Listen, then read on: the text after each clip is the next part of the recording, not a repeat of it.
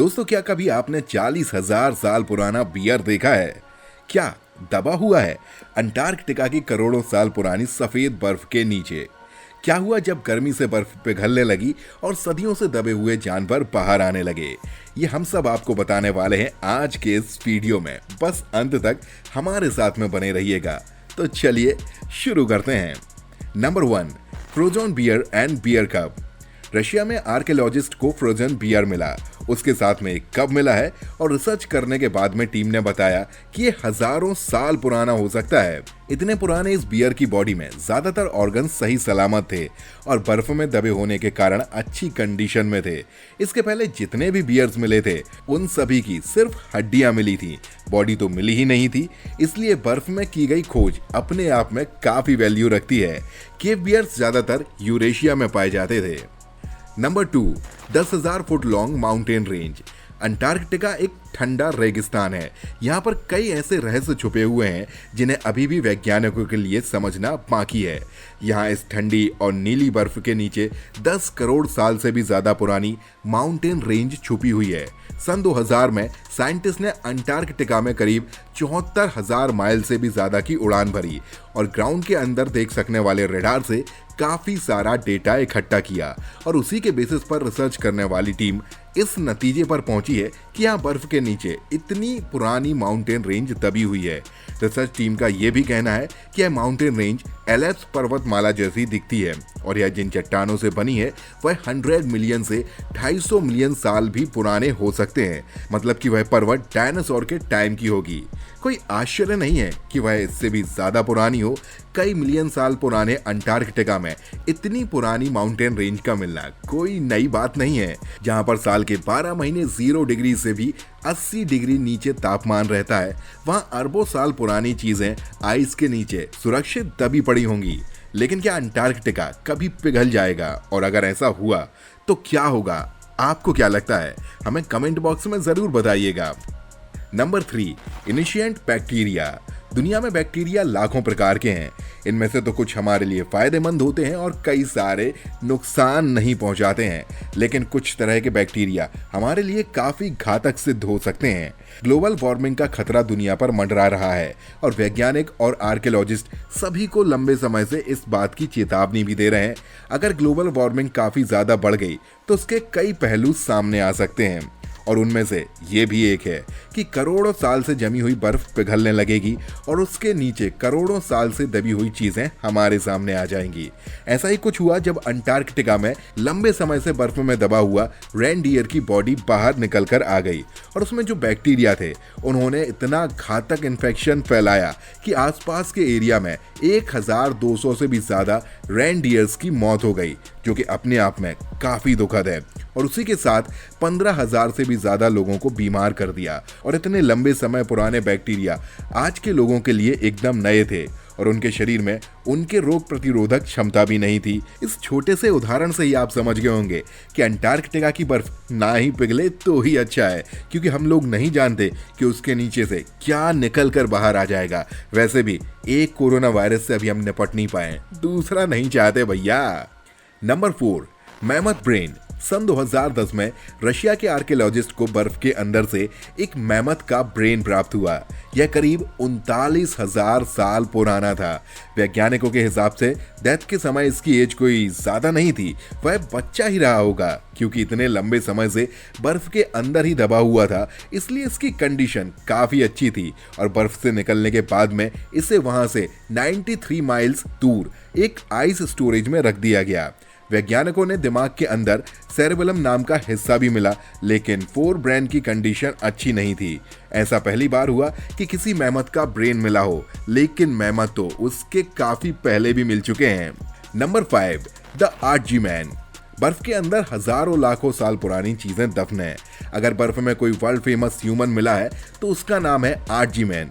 यह करीब 5300 साल पुरानी ह्यूमन की बॉडी रिमेन है और यह वैज्ञानिकों के अंदाज के अनुसार ऑस्ट्रेलिया में रहने वाले कई लोगों के सुपर इंसिस्टर भी हो सकता है। ओड्जी मैन की प्रेजेंट बॉडी में हमें ओड्जो एल्प्स माउंटेन में मिली थी, जो कि ऑस्ट्रेलिया और इटली के बीच में है और इसलिए इसका नाम ओड्जी दे दिया गया है। वैज्ञानिकों के हिसाब से यह यूरोप की ओल्डेस्ट ह्यूमन ममी है उनका कहना है कि यह कॉपर एज की भी हो सकती है, लेकिन इसके अलावा कुछ ऐसे क्वेश्चन भी हैं जिनके जवाब अभी तक नहीं मिले हैं, जैसे कि उसकी बॉडी पर 61 टैटूज बने हुए थे। अब वैज्ञानिक इस बात को नहीं समझ पा रहे हैं कि कोई टैटू आर्टिस्ट अभी जाकर उसके कंधे पर बनाकर आया है या फिर उस समय पर भी टैटू बनाए जाते थे। अब वैज्ञानिक ये बात नहीं समझ पा रहे हैं कि टैटूज का क्या काम था उस समय पर। इसके अलावा उसकी बॉडी में कई सारी बीमारी होने के निशान भी मिले हैं। इसके बॉडी में पैरासाइट वर्म होने की प्रॉब्लम थी, तो इनके गाल में ब्लेंडर स्टोन भी थे और उनके कंधे में एक तीर भी लगा हुआ था। इनको ऑस्टियोकॉन्ड्रोसिस और जॉइंट डिसऑर्डर की प्रॉब्लम भी थी, मतलब कि यह काफी पेनफुल कंडीशन झेल चुके थे, लेकिन इनकी डेथ इनके सर पर चोट लगने के कारण हुई थी। Number 6, Bloody Falls of Antarctica. लंबे समय से दुनिया भर के वैज्ञानिक इस बात को लेकर परेशान हैं कि अंटार्कटिका में ये हो क्या रहा है, लेकिन उन्हें इसकी कोई भी सटीक जानकारी नहीं मिल पा रही है। जैसा कि आप देख पा रहे हैं, रेड कलर की स्ट्रीम जो कि अंटार्कटिका में बर्फ के बीच से बहती है, वैज्ञानिकों के लिए ये अबूझ पहेली बनी हुई है।